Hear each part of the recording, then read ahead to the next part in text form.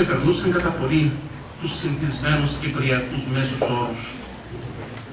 Όταν διακήρυτε πως θα έπαιρνε το μονοπάτι που πάει στη Λευτεριά, ήξερε πως η Λευτεριά κερδίζεται μόνο με αίμα και πως είναι πάντα καπόκαλα βγαλμένη, μα δεν δίγιασε. Και είναι αυτή η συνειδητή αντιμετώπιση του θανάτου στα χρόνια της εφηβείας που τον κατέστησαν παγκόσμιο σημείο αναφοράς. Όπως έλεγα και χθες στο 3ο Γυμνάσιο Σπάρτης, στο ψηφιδωτόμη Κυπριακό Αγώνα, κάθε ψηφίδα έχει τη θέση της. Αλλά στο κέντρο δεσπόζει η επιπληκτική μορφή του Παλικαρίδη. Γιατί δεν βρίσκονται εύκολα στην ιστορία παραδείγματα 18χρονων παιδιών που ανέβησαν συνειδητά στην Αχώνη.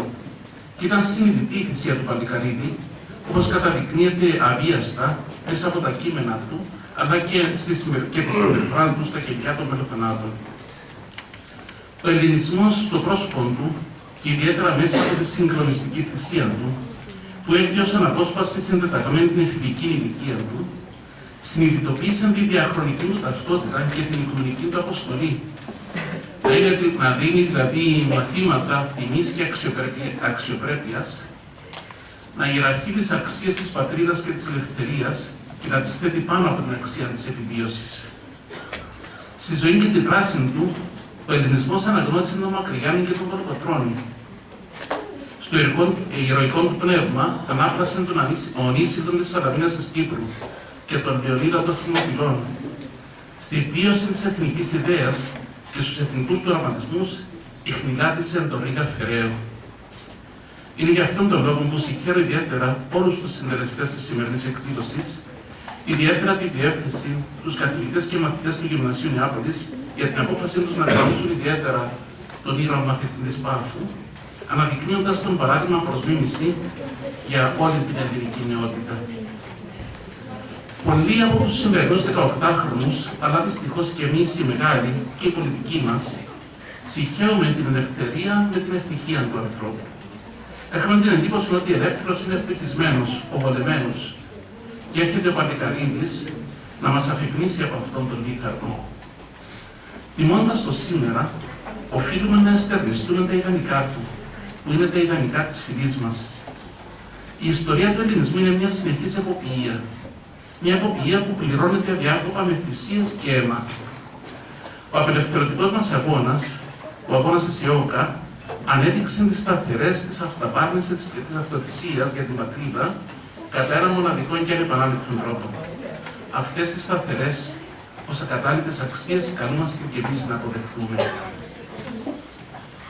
Ο αγώνας της ΕΟΚΑ, της Εθνικής Οργάνωσης Κυπρίων Αγωνιστών, στον οποίο αγωνίστηκε και εκκλησιάστηκε ο Ευαγγέλος Παλικαρίδης, δεν κατάφερε δυστυχώς να εκπληρώσει το σύνολο των στόχων του. Οι ραδιουργίες της απεικιοκρατικής δύναμης της Αγγλίας, τα συμφέροντα των μεγάλων και οι πιέσεις ακόμα και από το Εθνικό Κέντρο μας οδήγησαν όχι στην ένωση με την μητέρα πατρίδα, την Ελλάδα, αλλά σε μια ελληνική ανεξαρτησία. Ήταν βέβαια ένα μεγάλο κατόρθωμα. Απαλλαχτήκαμε από την απεικιοκρατία και θα μπορούσαμε από νέες επάρξεις να συνεχίσουμε και να ολοκληρώσουμε τον αγώνα. Δικά μας λάθη και διχόνοιες, αλλά κυρίως τα συμφέροντα των ξένων και οι επεκτατικές βλέψεις της Τουρκίας μας οδήγησαν σε μια νέα τραγική κατάσταση, ασύγκριτα χειρότερη από την κατάσταση της απεικιοκρατίας. Και θα ήθελα τελειώνοντας, πολύ σύντομα, να σας καταστήσω κοινωνούς της αγωνίας της Εκκλησίας της Κύπρου για το εθνικό μας θέμα, ζητώντας ταυτόχρονα και τη βοήθειά σας. Μη σας ξεγελά μια επιφανειακή ηρεμία που επικρατεί σήμερα στην Κύπρο, ούτε και το ότι διεξάγονται τάχα συνομιλίες για εξέβρεση λύση στο πρόβλημά μας. Οι συνομιλίες γίνονται με τους κανόνες του ισχυρού, της κατοχικής δύναμης και δεν οδηγούν πουθενά. Χρησιμοποιούνται απλώς ως προπέτασμα καπνού για να πετύχει η Τουρκία το στόχο της. Μόνιμος και αμετάφετος στόχος των Τούρκων είναι η κατάληψη και τουρκοποίηση ολόκληρης της Κύπρου. Και προσπαθούν να τον πετύχουν με τον ένα ή τον άλλον τρόπο.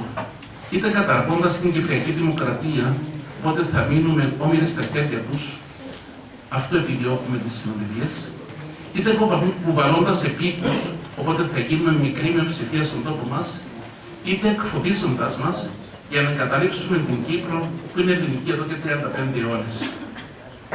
Η κατάσταση μας είναι τραγική.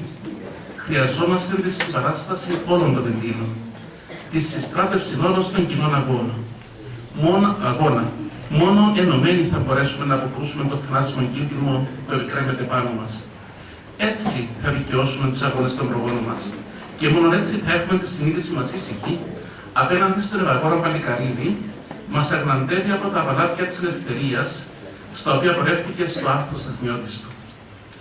Συγχαίρω και πάλι όλους για την ωραία πρωτοβουλία σας και εύχομαι όπως παραμείνουμε όλοι άγρυπνοι στις επάρξεις του εθνικού μας χρέους.